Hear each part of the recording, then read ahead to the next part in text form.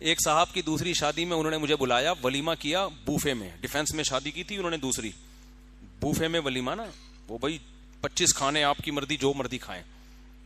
میں چلا گیا, میرے بہت قریبی دوست تھے, بڑے خوشی خوشی مل رہے ہیں نا ہر ایک سے, السلام علیکم میری شادی ہوئی ہے, السلام علیکم. مجھے پتا تھا کہ جب اس کی بیوی کو, ان کو بیوی کو پتا نہیں تھا سسرال کو, پہلے میں لوگوں سے کہہ رہا تھا یہ جتنا ابھی یہ چمک رہا ہے نا, یہ اس کی حالت دیکھنا ایک ہفتے بعد.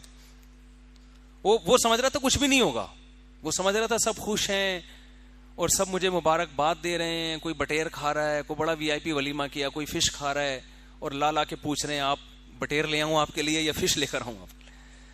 تو لوگ بڑی حسرت سے اس کو دیکھ رہے تھے, یار مفتی صاحب آپ کے بیان سن کے اس نے شادی کی اور دیکھیں کیسا چہرہ چمک رہا ہے. دولہا بھی بڑا تھوڑا ہینڈسم تھا, تو کیسا چہرہ چمک رہا ہے. میں نے کہا ابھی اس کو پتا نہیں ہے بیچارے کو اس کے ساتھ ہونے والا کیا ہے.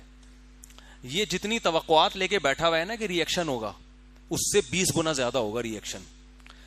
اور یہی ہوا یہ کہ جب اس کا ولیمہ ختم ہوا, ہنسی خوشی زندگی کے جب دن شروع ہونے والے تھے نا اس کے گھر میں پتا چل گیا کہ جی محترم ایک اور شادی. اچھا اس نے شادی بھی کی طلاق یافتہ بچوں والی سے. جب اس پتا چلا ہے نا, 3 دن چھپنے کے لیے میں نے اس کو کمرہ دیا یہاں پہ. میں کسی کو دوسری شادی کے بعد کمرہ رہائش کے لیے نہیں دیتا نہ چھپ, کیونکہ میں کہتا ہوں بھائی مزے تم اڑاؤ, ہم اپنی ٹینشنیں بھی پالیں اور دوسروں کی ٹینشنیں بھی پالیں. بھائی ہماری اپنی ٹینشنیں کم ہیں, ہم ہر دوسرا شادی کرنے والی کی ٹینشن بھی ہم لیں, ہمارے اپنے تو نمٹنے دو ہمیں.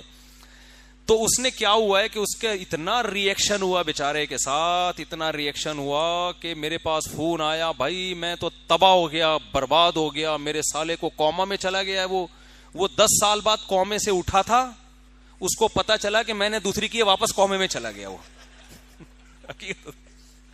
کہہ رہے 10 سال تک کومے میں تھا, آج ٹھیک ہوا تھا. جیسے ہی ٹھیک ہوا اس کو اطلاع ملی کہ تمہارے بہنوں نے دوشادی کی, واپس کومے میں چلا گیا. وہ بھی میرے کھاتے میں ڈال دیا کہ تیری وجہ سے کومے میں گیا. وہ سسر صاحب نے جو کچھ ہوتا ہے وہ بتانے کی, کر کے دیکھو تو پتا چلے گا.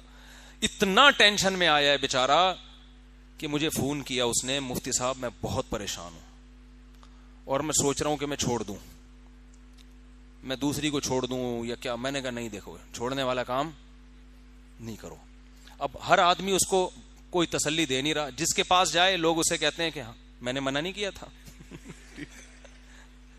ہماری نہیں سنی نا, یہی ہوگا. تو مجھے اس کا وہ ولیمے کی جو چہرے کی مسکراہٹیں اور نور جو نکل رہا تھا نا, وہ یاد آ رہا تھا. اور میں نے کہا, میں نے پیش گوئی کی تھی کہ یہ سارے جتنی بتیسیاں دکھا رہے ہیں نا ابھی یہ پتا چلے گا جب گھر میں پتا چلے گا اس. بالآخر جب بہت زیادہ بیچارے کی حالت, کیونکہ میری سلام دعا بھی تھی. اچھا ہاں سوری, میں نے اس کو ترغیب نہیں دی تھی دوسری شادی کی, یہ مجھے یاد آیا, میں نے کوئی ترغیب نہیں دی تھی, وہ انہوں نے خود سے کی تھی. خیر جی, وہ پھر میں نے کہا, میں جب بہت ہی حالت خراب ہو گئی نا, سگریٹ وہ پیتے نہیں تھے, سگریٹ شروع کر دی اس نے ٹینشن کے لیے. اور مجھے کہہ رہا تھا میں نشے کی طرف جا رہا ہوں, اب اتنی دباؤ اتنی ٹینشن, کیونکہ اب غیرت مند آدمی کے لیے چھوڑنا بھی آسان نہیں ہوتا. وہ کہے گا یار کیسے چھوڑیں گے, لڑکی کے باپ بھائی کو کیا منہ دکھائیں گے ہم.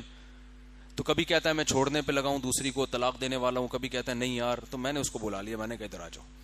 اس کو میں نے کھلایا کھانا, انڈا موڑ لے گیا, میں ان کو کھانا کھلایا, ٹائٹ سے دودھ پتی پلائی.